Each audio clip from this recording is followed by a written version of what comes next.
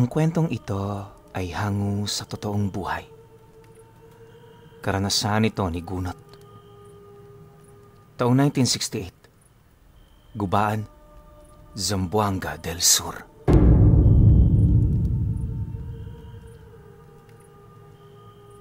Noong mga panahong ito, nakatira sa liblib na lugar malapit sa palayan ng kanilang pamilya. Tuwing hapon, masaya silang naglalaro sa tumpok ng palay na naani na. Hinahayaan lang naman sila ng kanilang mga magulang noon, lalo pat di naman sila lumalayo sa kanilang pamamahay.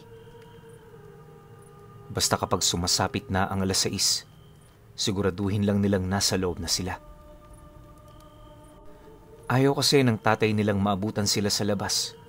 Gawa ng naniniwala ito, yun na ang mga oras kung saan nagsisilabasan ang mga nilalang na hindi nakikita ng mga pangkaraniwang mata ng tao. Sila Gunot naman noon, wala talagang magawa kundi ang sumunod. Sa isip-isip nila, mas mainam na rin yun kaysa mapagalitan sila. Ang kaso lang habang tumatagal, napapansin nilang parang humihigpit yata ang kanilang padre de pamilya. Kung noong una, pinapayagan pa sila nitong maglaro ng 4:00 ng hapon, ngunit pagpasok naman ng buwan ng Marso, naging napakahigpit na nito. Kailangan, 3:00 pa lamang nasa loob na silang lahat. Sinubukan itong suwayin ng kanyang mga nakatatandang kapatid, pero palo at bitay lang ang inabot ng mga ito. Dala ng matinding takot sa kanilang mga magulang, hindi na sila sumuway pa. Masakit man yun para sa kalooban nila, pinili nilang sumunod para na rin hindi sila madisiplina ng kanilang ama. Dumaan pa ang mga araw. Nagpatuloy ang ganoong sitwasyon hanggang sa may napansin si Gunot na kakaiba. Isang hapon, habang nakaupo siya sa harapan ng hapagkainan, nasipat naman niya sa labas ng bahay yung tatay niya na nakaharap sa puno ng kakao. Hindi niya mawari pero parang may kinakausap ito. Kung hindi niyo kasi na itatanong pinuno, may malaking bintana sa harap ng kanilang hapagkainan. Yun kasi ang kalimitang disenyo ng mga bahay noon para naman kagana-gana ang kanilang pagkain. Malawak din ang patag ng bakuran nila at dulo nito bago marating ang bakod, may 3 puno ng kakao na palaging dinidiligan ng kanyang ama. Kahit sinong makakita sa gawin nito, masasabi talagang napaka-espesyal ng mga puno nitong inaalagaan. Matapos naman niyang masilayan ng ganoong akto, palihim naman niya yung pinagmasdan hanggang sa kalaunay nakita niya ito na lumuhod sa harapan ng puno. Noong una, inakala niyang nababaliw ang tatay niya, pero sa hindi malamang dahilan, may nakita siyang kamay na lumabas sa puno ng kakao. Kakulay ito ng puno pero kitang-kita niya ang paghawak nito sa buhok ng tatay niya. Dala naman ng matinding pagtataka, agad naman niyang kinusot ang kanyang mga mata at sa muling pagsilay niya, nasipat niya na yung nagmamadaling naglalakad pabalik ng bahay nila.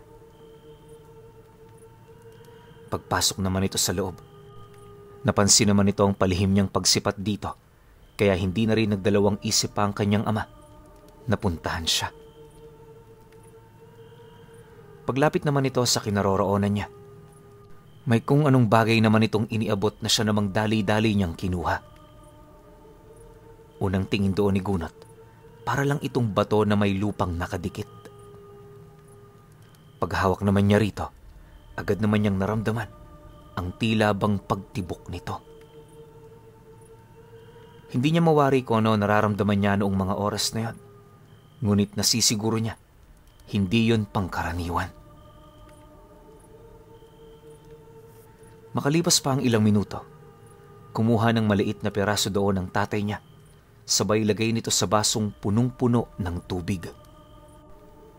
Sa maniwala kayo o hindi, lahat ng tubig sa basong yon hinigop ng maliit na lupang lumubog dito. Lubos itong ipinagtaka ni Gunot. Gawa ng kahit bata siya, alam niyang imposible ito.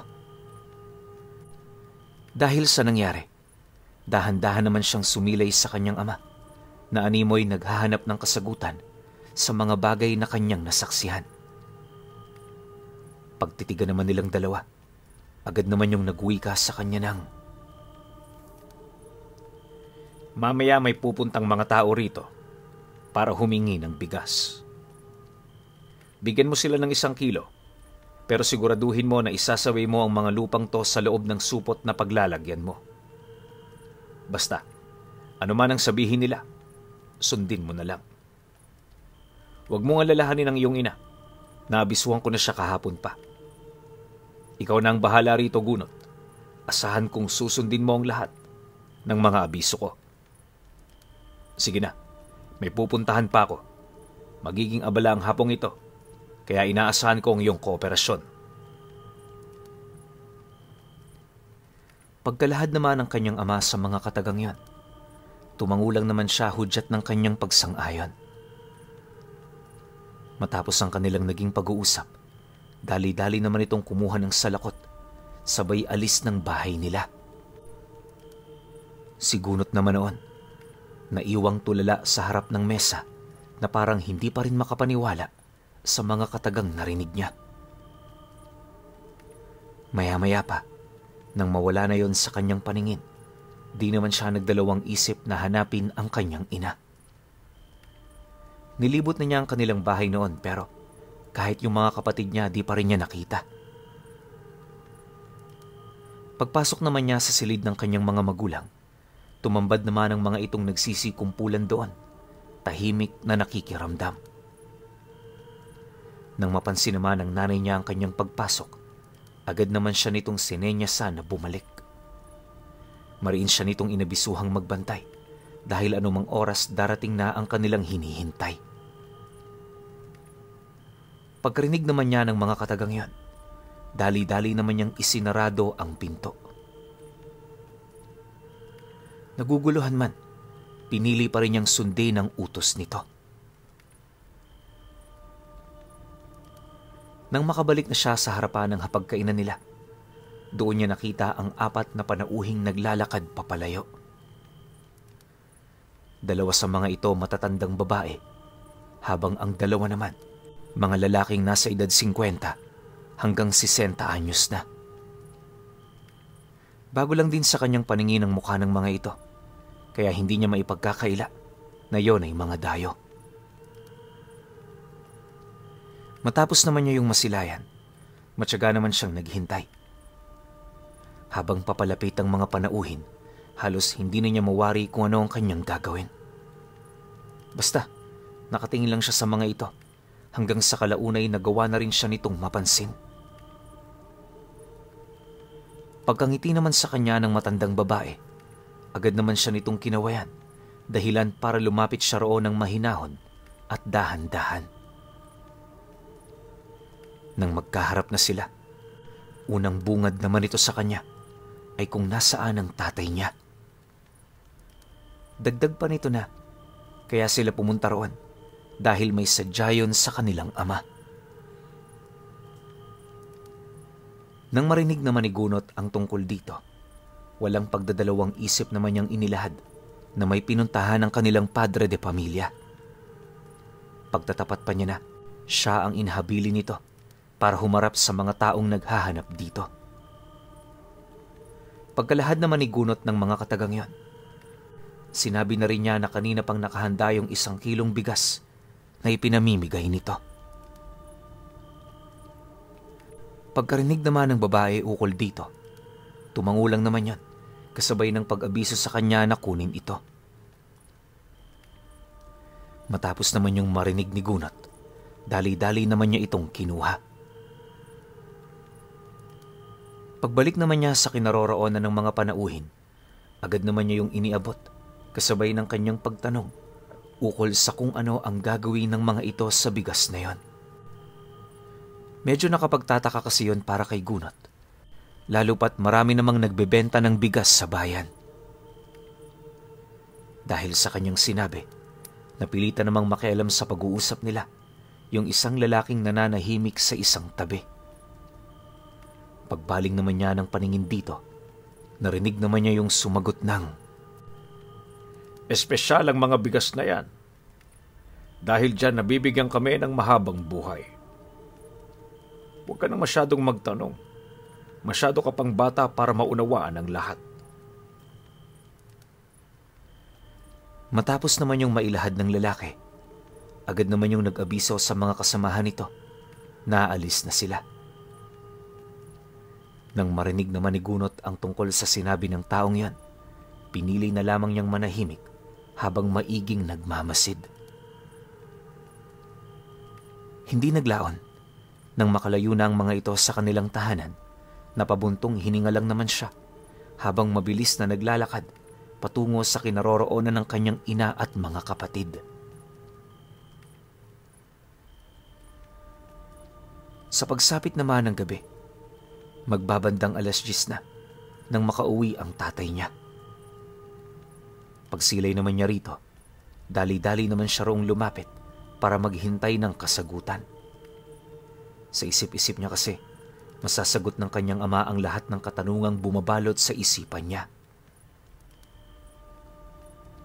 Sa kanilang pag-uusap, doon niya napag-alamang tunay ngang espesyal ang bigas na kanyang ibinigay.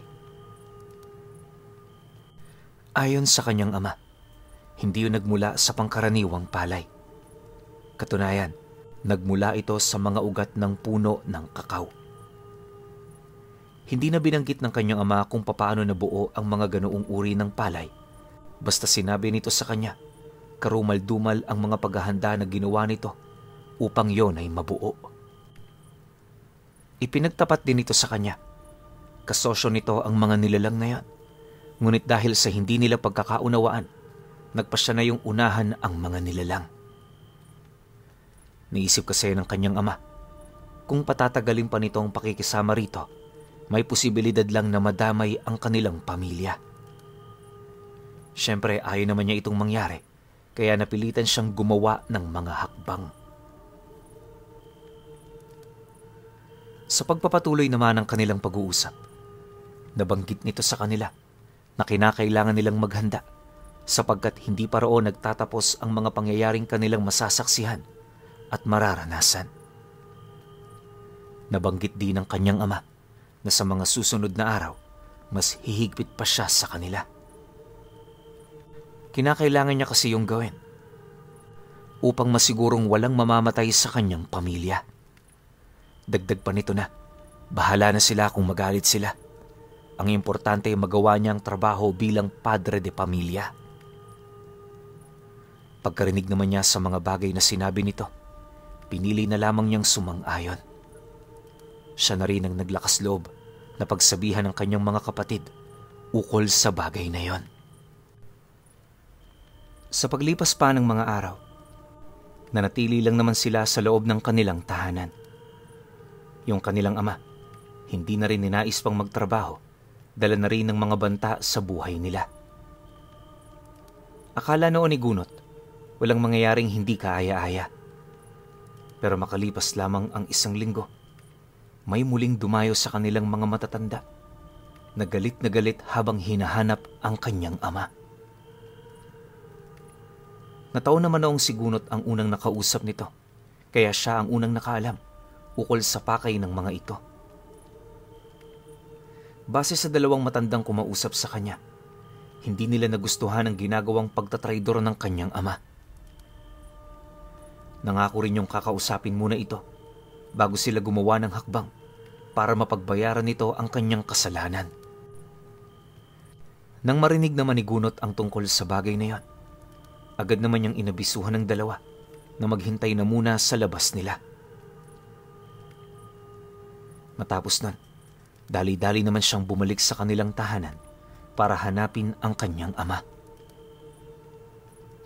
Nadatnan niya yung nagluluto sa kusina at pagkarinig nito sa kanyang mga sinabi, hindi na rin yun nagdalawang isip pa na puntahan ng mga panauhing naghahanap sa kanya. Bit-bit ang 2 sundang. Mabilis nitong tinahak ang labas ng kanilang bahay. Paglapit naman ito sa dalawang matanda, walang pagdadalawang isip naman yung pinagtatataga ng kanyang ama na siya namang labis niyang ikinagulat. Nang mapatay na nito ang dalawang matanda, agad naman nitong kinaladkad ang mga labi patungo sa isang masukal na bahagi ng talahiban, ilang metro ang layo mula sa kanilang bahay. Pagbalik naman ito, napansin naman nilang wala na itong pang-itaas na damit. Yung mga dala naman itong sundang, wala nang bakas ng dugo na parang ipinahid yon ng kanyang ama sa mga dahong kanyang nadaanan. Ilang minuto pa ang lumipas. Paglapit naman ito sa kinaroroonan nila, mariin naman sila nitong inabisuhan na pumasok na muna. Dagdag pa ng kanyang ama, wala silang pagsasabihan ukol sa mga nangyari dahil hindi pa roon magtatapos ang lahat. Hindi rin magiging maganda na maagaw nila ang atensyon ng kanilang mga kababaryo dahil may posibilidad na madamay lang ang mga ito. Pagkalahad naman ng kanyang ama ukol sa bagay na yon, agad naman yung pumanhik sa kusina para gawin ng mga naudlot nitong trabaho. Sila gunot naman noon na natili sa sala habang mariing pinag-uusapan ang tungkol sa mga nangyari. Sa pagsapit naman ng gabi, halos hindi naman sila gaanong makapagpahinga dahil sa iba't ibang uri ng ingay na kanilang naririnig. Ayon sa kanya, bukod sa mga taong sumisigaw at umiiyak, may mga pagkakataon ding nakakarinig sila ng mga atungal ng baboy na kinakatay. Inabot ng ilang oras ang mga pagpaparamdam na yan hanggang sa tumahimik ang buong paligid. Nang mapagtanto naman yon ng kanilang ama, dali-dali naman yung tumayo, sabay kuha sa batong minsan itong ipinahawak sa kanya. Ipinasok yon ng kanyang ama sa bulsa nito bago lumabas ng bahay. Pagsarado naman nila ng pinto, agad namang humanap ng mapagsisilipan nitong si Gunot. Halos hindi niya kasi maisip noong mga oras na yan kung ano ang susunod na gagawin ng tatay niya. Ilang minuto pa ang lumipas, laking gulat na lamang nila nang may marinig silang malalakas na pagaspas ng mga pakpak. Sinabayan din niyo ng malalakas na pag-aangil tapos mabibigat na mga yapak. Maya-maya pa, may umuungol na rin sa paligid ng bahay nila, dahilan para kumilos na ang tatay niya. Kahit napakadilim ng paligid, walang pagdadalawang isip yung tumakbo patungo sa labas ng bakuran. Di man yun ganong nasisipat ni Gunot, pansin na pansin niya ang pakikipagbuno nito sa isang itim na nilalang nakakalapag lang. Hindi naglaon. Pagtaga naman dito ng tatay niya, bigla namang napakaripas ng takbo ang nilalang na yon. Sa pagkawala nito, kitang-kita ni Gunot ang mga malalaking paniki na bigla na lamang nagsiliparan sa itaas ng bahay nila. Paulit-ulit nitong sinubukang dagitin ng kanyang ama, pero naging bigo ang mga ito. Sa oras kasi na malapit na nila itong madagit, bigla na lamang yung lumilihis sa daan na para bang meron itong iniiwasan. Dahil sa pangyayaring yon, nagawa naman ng tatay niya ang makaalis doon. Pagbalik nito sa kanilang bahay, agad naman yung sumilong sa ilalim ng papag. Inabot ng kalahating oras ang pagtatago nito sa lugar na yon hanggang sa maramdaman na nito ang mga nilalang na lumapag sa harapan ng kanilang tahanan. Pagalis naman doon ng tatay niya, matapang naman itong inilahad ang tungkol sa tuluyan nitong pagtalikod sa mga bagay na pinapagawa ng mga ito sa kanya. Dagdag pa ng kanyang ama, hindi na nito maatimang ganoong gawain kaya naglakas na siya ng loob na maghigante alang-alang sa mga taong nabiktima ng mga ito.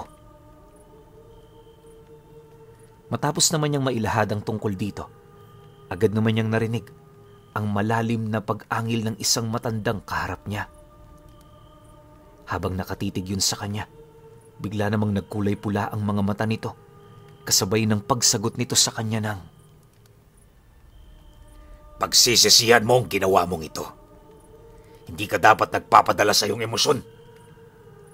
Kapag trabaho, ituring mong trabaho lang. Baka nakakalimutan mo. Yung pera naming ibinibigay sa iyo, ang binubuhay mo sa iyong pamilya. Hindi mo ba yun naisip?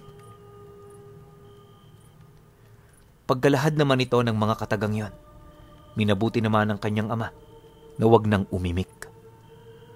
Sa halip ang ginawa na lamang nito ay ang paghanda sa susunod nitong pag-atake. Inaasahan kasi ng kanyang ama, hindi sa usapan magtatapos ang kinakaharap nilang problema. Maya-maya pa, nagsimula na namang magpalit-anyo ang mga ito, kasabay ng mabilis nitong pagsugod sa kanya. Pagsilay naman niya rito, doon na niya kinuha ang bato sa kanyang bulsa upang iwasiwas sa hangin ang mga maliliit na piraso ng lupang nakadikit sa bagay na yon. Matapos naman niya itong gawin, agad naman niyang itinarak sa lupa ang 2 sundang na kanina pa niyang ginagamit. Sa pagkakataong yon, nagdesisyon ng ama ni Gunot na gamitin na lamang ang kanyang kamao sa pakikipaglaban sa mga ito. Nang masipat naman yon ng mga nilalang, abot langit naman ang naramdaman nito buhat sa kanyang ginawa. Makalipas pa ang ilang minuto, buong lakas naman yung umatake sa kanya na siyang naging sanhi upang salubungin naman niya ito ng kanyang mga kamao. Akala ng mga nilalang wala itong pinsalang magagawa sa kanilang mga katawan, pero paglapat nito sa kanilang mga balat, doon nila naramdaman ang tila bang pagrupok ng kanilang mga buto. Sa 2 suntok na pinakawalan noon ng ama ni Gunot, halos mawasak na noon ang dibdib ng aswang na kanyang pinuntirya. Pagbagsak naman ito sa lupa, pilit naman yung kinaladkad ng iba pa nitong mga kasama habang patuloy na umaaligid sa kinaroroonan niya ang iba pang naghihintay ng perpektong pagkakataon para sugurin siya. Nang mapansin naman yon ng tatay niya, minabuti naman itong hayaan lang ang nilalang na parabang inaasahan na rin itong hindi na yon magtatagal. Hindi naglaon, pagsugod naman ng sabay-sabay ng mga nilalang, doon na yon nagsambit ng mga buhay na salita. Mabilis yung kumalat sa hangin kung saan naroon ang mga maliliit na piraso ng lupa na kanyang ikinalat. Sa pamamagitan lamang ng 2 buhay na salita, pumasok ang mga lupang yon sa katawan ng kanyang mga kalaban. Hindi na ito napansin pa ng mga aswang, buhat sa di naman nila inakala na may ganun pala siyang kakayahan. Ilang segundo pa ang lumipas, nang akmang papasugod na yon sa kanya, bigla na lamang yung napasukan ng dugo. Mabilis ding humandusay ang mga ito, dala ng matinding panghihina na kasalukuyan nilang nararamdaman. Di lang yon, nagsimula na ring manginig ang kanilang mga katawan hanggang sa unti-unti na silang nawala ng ulirat. Habang tumatagal na nasa ganun silang kalagayan, pansin na pansin naman ni Gunot ang matinding paghihirap na dinaranas ng mga ito. Sa sobrang tindi ng dumapo sa kanilang usal noon, ni pagsalita ng kahit isang kataga, di nila magawa. Dumidilat na rin ang kanilang mga mata na parang wala na silang kontrol sa kanilang mga katawan. Nang mapansin naman ng kanyang ama na tumalab na ang inihanda nitong atake, dali-dali naman yung lumapit sa mga ito habang inilalahad ang tungkol sa kanyang ginawa. Ayon dito, hindi lang ang mga nilalang na yon ang may kakayahang humingi ng tulong. Sa loob kasi ng 1 taon niyang paghahanda, marami siyang sinambang mga engkanto na namumuhay sa puno ng kakao, kung saan niya kinukuha ang mga bigas na bunga ng mga kaluluwang ipinabao ng mga ito doon sa kanya. Dahil sa siya lang ang pinakamalapit sa mga engkantong nangangalaga sa mga kaluluwang bigay ng mga ito, palihim niya yung hininga ng pabor. Alam ng ama ni Gunot na mataas ang tsansang pagbigyan siya ng mga nilalang, kaya matyaga niya yung hinintay hanggang sa dumating ang panahong ibinigay ng mga ito sa kanya ang kanyang pabuya. Nang makuha niya ang mga ito, doon na siya naglakas loob na sumuway sa kanilang kasunduan. Alam niya kasing may laban na siya, hindi kagaya noong nagdaang taon. Dagdag pa niya na matagal na niyang hinihintay ang pangyayaring yon dahil alam niya sa kanyang sarili na doon na magwawakas ang lahat ng kasamaang ginagawa ng mga ito. Kung hindi niyo kasi naitatanong pinuno, yung mga aswang na kanyang nakaharap, kinikilala siya ng mga ito bilang alipin. Yun nga lang, malayo siya sa literal na aliping alam natin, sapagkat lahat ng kanyang trabaho may kaakibat na bayad. Ang problema lang, kinakailangan niyang pagtiisan ang mga bulong ng kaluluwang kanyang inililibing sa mga puno ng kakao. Pagtatapat pa ng ama ni Gunot, ang kaugnayan niya sa mga nilalang na yan ay sadyang nagkataon. Ang gabunan kasi ng pamilyang yon na taong kaibigan ng pumanaw nitong ama. Nung mawala ito, inari na nito ang ama ni Gunot dahilan para maipasa sa kanya ang ganoong trabaho. Bilang isang pangkaraniwang tao, ayaw na ayaw niya ang gawaing yan, ngunit habang tumatagal, hindi niya maipagkakailang natutuwa na siya buhat sa limpak-limpak na salaping kanyang natatanggap. Noong una, inakala niyang kontento na siya sa ganoong trabaho, pero hindi pa pala. Ang mga bulong kasi ng mga kaluluwang kanyang inililibing para mabuo ang mga butil ng bigas na nagdadagdag buhay sa mga ito, gabi-gabing nagiging bangungot niya. Mas lalo ring nagkaroon ng lakas ng loob ang ama ni Gunot na tumalikod sa ganoong trabaho nang malaman nito mismo sa albularyo ang mapait na kinahinatnan ng mga kaluluwang inililibing niya sa puno ng mga kakao.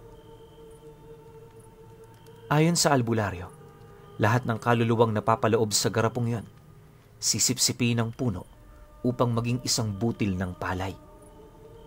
Bawat isa sa mga butil, nagtatanga ng presensya ng kaluluwa ng mga ito na siya namang nagbibigay ng karagdagang buhay para sa mga aswang na nakakaalam kung papaano yun kainin. Dagdag pa ng albularyo na, sa oras na makain ng mga binhing yon, tuluyan ng mamamatay ang kaluluwa ng biktimang napaslang ng mga ito. Nang malaman niya ang tungkol dito, inari niya ang lahat ng kaluluwa na inilibing niya sa ilalim ng puno. Sising-sisi noon ang kanyang ama, gawa ng hindi nito sukat akalain na ganun pala ang magiging kahihinatnan ng trabaho niya. Mabuti na lang, nagkaroon siya ng lakas ng loob para suwayin ang mga ito. Dahil sa kanyang katapangan, tuluyan siyang nakalaya mula sa pagkakagapos sa pamilya ng mga aswang. Matapos naman niyang maalala ang lahat ng yon, napangiti na lamang siya habang pinagmamasda ng mga katawan nitong wala ng buhay. Bago rin sumapit ang sumunod na araw, sinigurado naman niyang ilang metro na yung nakabaon sa ilalim ng lupa. Magmula naman noong nasaksihan ni Gunot ang pangyayari, dinala niya na ito hanggang sa siya ay tumanda. Naging normal man ang kanilang buhay, sadyang hindi niya pa rin maipagkakaila ang nakaraan ng kanyang ama bilang isang tagatanim ng kaluluwa na ibinigay ng mga aswang. Pero matapos ang trabahong yan, kailanman, hindi na muling nagluluwal ng mga bigas ang mga puno ng kakao.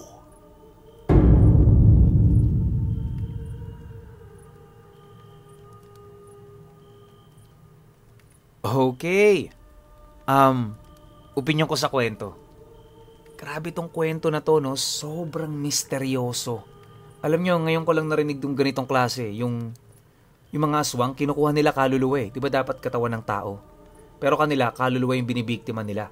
Tapos ibibigay nila rito sa parang midman nila. Itatanim ni midman, tas magiging butil ng bigas. Pero, alam ko, may ganito na tayong kwento eh. Pero hindi yung ganitong eksakto ah. na parang may mga inaalay yung mga aswang sa puno na yon, tapos parang meron din silang messenger. Tapos may kinukuha silang bunga sa puno na yon na kinakain nila para madugtungan din yung buhay nila o para makapag-produce sila ng bertud. Kasi sila yung mga tipo ng aswang na hindi sila dumadami sa tawag dito yung nangyayanggaw. Dumadami sila sa kinakain nila. Di ko lang maalala kung ano yung title pero alam ko may ganun tayong klase ng kwento. Katulad din ito. Pero ang pinagkaiba lang rito, talagang kahit sino naman, di ba? Kahit siguro kayo, makokonsensya kayo kapag nalaman nyo na, grabe yung trabaho ko pala. Patay na yung tao, tas pinapatay ko pa. Di ba? Isipin nyo yun, na kaluluwa na yun Tapos ipapakain mo pa sa mga aswang. So, parang medyo nakaka-guilty nga naman yun. Pero maganda rito, binak-upan siya ng mga kaibigan niyang engkanto. So ngayon, maraming tangan tong tatay ni Gunot. Kasi hindi basta-basta nakikipagkaibigan yung mga engkanto na yan Unless, chosen one ka. O pinanganak ka na merong dugo nila. Pero yung messenger ka lang o yung tagapagbigay ka lang ng, yun nga, midman ka lang, di ba? Parang malabo kang kaibiganin ng mga to. O araw-araw ka nilang nakikita. Pero yung binibigay mong kaluluwa sa kanila, di nga natin alam kung anong ginagawa ng mga engkanto ron Di ba? Bukod sa nagiging butil sila ng bigas, malamang meron pa yon kasi hindi naman magbibigay yung mga engkanto ng mapapakinabangan ng ibang lahi kung hindi rin sila makikinabang. 'Di ba? So siguro, hindi na lang binanggit ng tatay ni Ganot kung ano pa yung ginagawa nila ron. Pero sa pagkakaintindi ko sa kwento, inaalagaan nila yung kaluluwa Kaso nga lang, nagiging butil ng bigas. Overall, masasabi ko sa kwento, napakahiwaga. Pero syempre, kayo pa rin. Kung may opinion kayo sa kwentong ito, comment nyo lang sa baba. Yun lang. Hanggang sa susunod na kwento. Salamat.